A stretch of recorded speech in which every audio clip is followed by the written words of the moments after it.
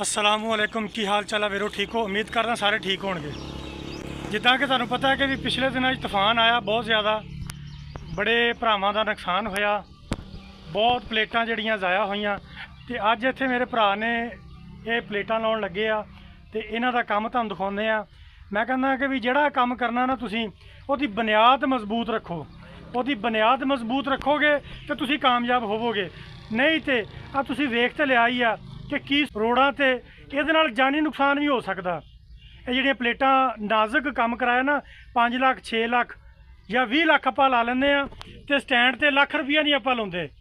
ते ये लाख रुपया ला लो 20,000 30,000 भी 3-3 लाख की भी ट्राली बनती आ। तुसीं अपना वो काम करो कि जिहड़ा तुहाडा काम पायेदारी वाला मजबूती वाला। ते इन्हां दा काम मैनूं बड़ा चंगा लगा ते अज तुहानूं दिखाउणा वा।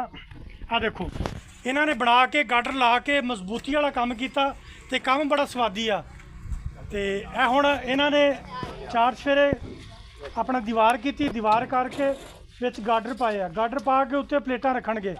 इहदे नाल हनेरी इहनूं कोई असर नहीं देगी। ते तुसीं मेहरबानी 15 लाख 12 लाख जिन्ना भी लांदे जी अपने टूलां ते इहदा बुनियाद मजबूत ही रखो। जे बुनियाद मजबूत होएगी तुहाडी ते तुहाडा काम मजबूत होएगा।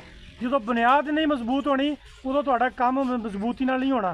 जिद्दां हुण तुसीं देख लिया हनेरियां आईयां ते तुहाडीआं प्लेटां सारियां उड़ गईयां। वो बंदे कामयाब रहे जिन्हां ने अपनी नींह मजबूत रखी आ।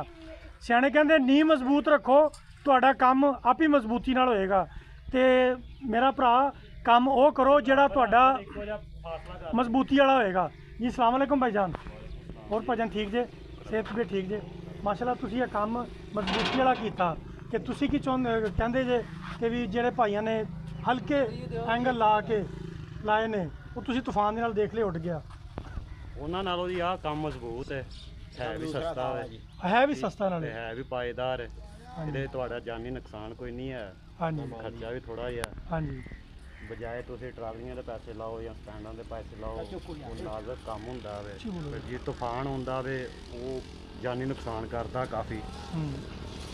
ਤੇ ਮੇਰਾ ਵੀਰ ਭਰਾ ਤੁਹਾਨੂੰ ਬਿਹਤਰ ਮਸ਼ਵਰਾ ਹੈ ਹੀ ਹੈ ਕਿ ਜਿਵੇਂ ਅਸੀਂ ਆ ਕੀਤਾ ਇੱਦਾਂ ਹੀ ਕਰਨਾ ਚਾਹੀਦਾ। देखो जी, यह काम तुम दिखा रहे हैं बड़ा सस्ता तो बड़ा पायेदारी वाला काम आ। तो वेखो बड़ा सोहना निज़ाम इन्होंने बनाया है जरा ना। मेरा ख्याल है कि भी इनू हनेरी घट नुकसान पहुँचाएगी।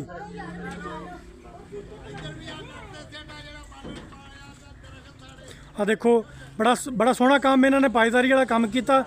तो इन्होंने प्लेटां जिहड़ियां हुण ला रहे ने, ये सिस्टम आ करके ला रहे ने। ये बड़ा एक तो खर्चा घट आ, दूजा ये आ कि भी तुहाडा जिहड़ा नुकसान है ना वो नहीं होएगा।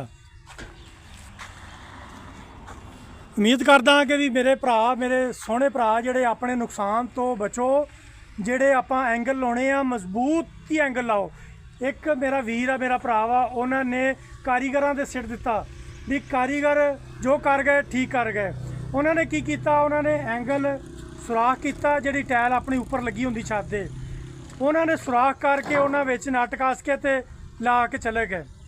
मेरा ख्याल है कि 30-32 प्लेटां उन्होंने ज़ाया हुई। नेर आया पिछले दिनों नेर आया, नेर सारिया प्लेटां उड़ा के लै गए। फिर उन्होंने एहसास होया कि असी बुनियादी काम जिहड़ा वो असी गलत किया।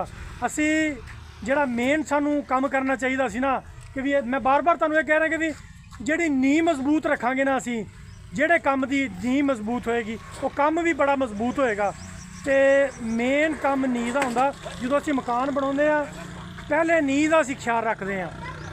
जे असी इनू डबल स्टोरी ले जाना, तीजी मंजिल ते ट्रिपल स्टोरी ले जाना, तो वो वास्ते असी नींह मजबूत रखते हैं। ये वास्ते भी सानू मेन यदी नींह बुनियाद यदी सानू मजबूत रखनी पैनी आ, फिर ही असी कामयाब हाँ। बड़ा नुकसान होया